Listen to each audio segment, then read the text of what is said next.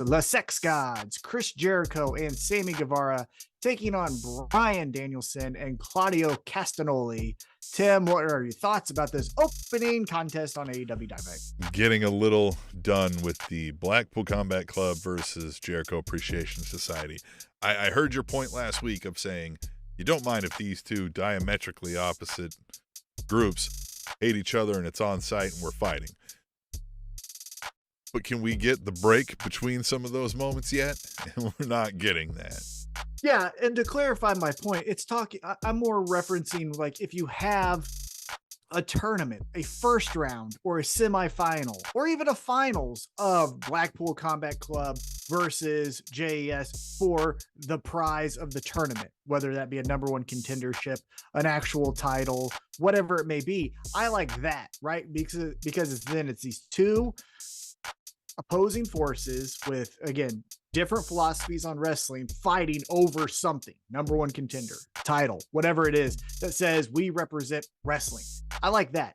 What I don't like is just wrestling for wrestling's sake. And I honestly thought, as much as the trope of can they coexist has been played out more than almost anything recent memory, I wish there was a little bit of that here, where it felt very Bryan Danielson and Claudio are cool and Jericho and Sammy are cool and hey, they're going to wrestle and one team's going to win and then we're just going to move on. I wanted to see a little bit of Chris Jericho tags himself in. Sammy looks at him like, are you big brothering me?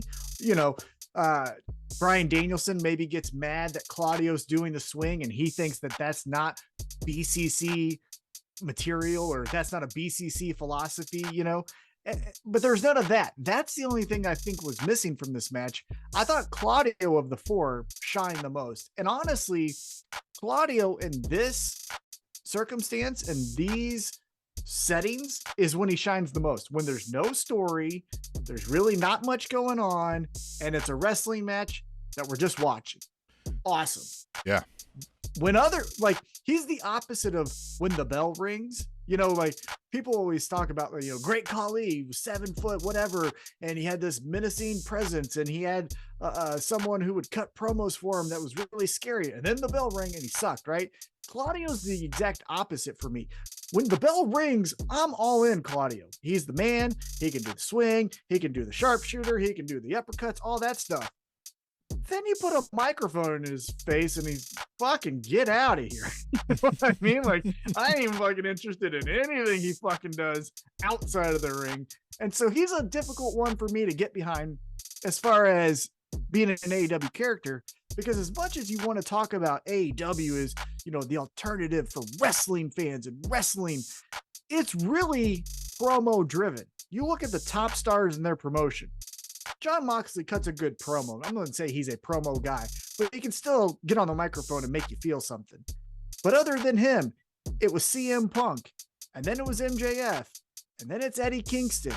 It's these guys that grab and then Max Caster. It's these guys that grab the microphone and say, I'm getting over on the microphone. Oh, and then by the way, I'm going to wrestle pretty well, on top of that. So that's where I think Claudio kind of gets lost in the shuffle. It is a promo heavy roster, and he ain't that.